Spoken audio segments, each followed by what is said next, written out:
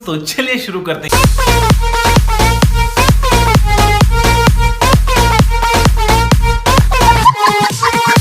बने क्योंकि गैजेट वक्त के साथ बदलते हैं। क्या आप अपना इतना वक्त निकाल लेते हैं कि आप आईपैड के साथ ट्यून हो जाएं, जो नया स्मार्टफोन आ रहा है उसके साथ?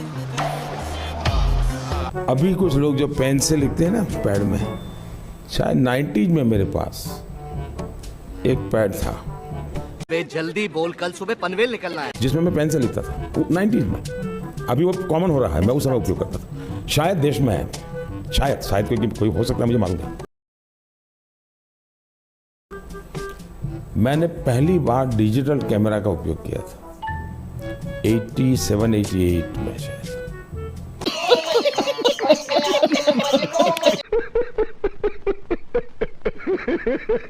और उस समय बहुत कम लोगों के पास ईमेल रहता था। तो मेरे यहाँ विरमगाम तहसील में अडवाणी जी की सभा थी, तो मैंने वो डिजिटल कैमरा पर उनकी फोटो ली। तब डिजिटल कैमरा इतना बड़ा आता था, मेरे पास था उस समय।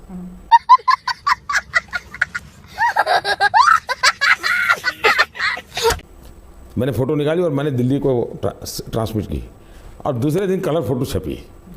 तो अडवाणी जी को बड़ा सरप्राइज हुआ कि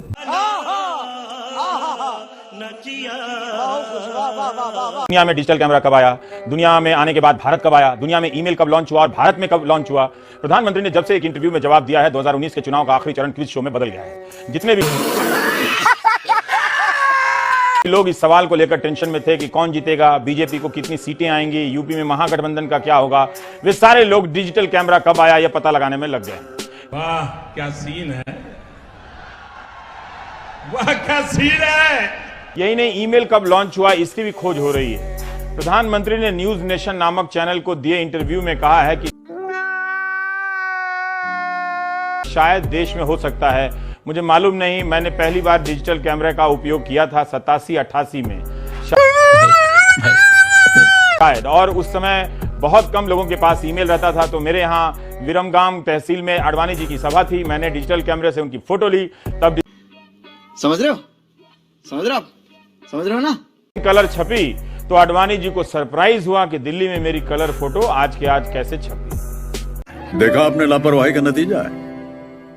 चूंकि प्रधानमंत्री बटुआ नहीं रखते हैं तो डिजिटल कैमरा कैशलेस खरीदा होगा, क्योंकि तब बार्टर सिस्टम तो था ही। हिंदी में इसे वस्तु विनिमय प्रणाली कहते हैं। और ये आज सब क्या देखना पड़ रहा है, अच्छा है मैं अंधा हूँ। अब क्या क्रेडिट कार्ड या डेबिट कार्ड आ गया था। अब इस तरह से आप प्रधानमंत्री के जवाब पर रिसर्च करेंगे तो उस युग में पहुंच जाएंगे जहां से लौटना मुश्किल हो जाएगा। ये अच्छा।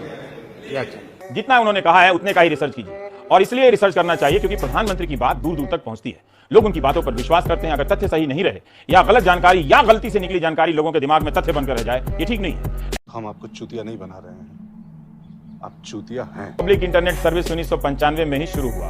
मुझे नहीं पता कि 1987-88 में प्रधानमंत्री किसी और कैसे ईमेल भेज पा रहे थे। क्या तारीख को लेकर प्रधानमंत्री की जुबान फिसल गई?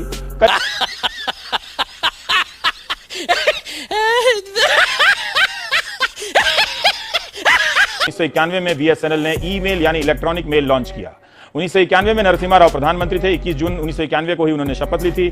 24 फरवरी 1992 तक भारत में मात्र 100 यूजर थे ईमेल के, जिन्हें सब्सक्राइबर आप कह सकते हैं।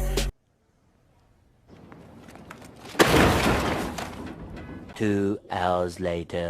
जानकारी और है, किसी भी ईमेल के साथ पहला अटैचमेंट मार्च 1992 में भेजा गया था।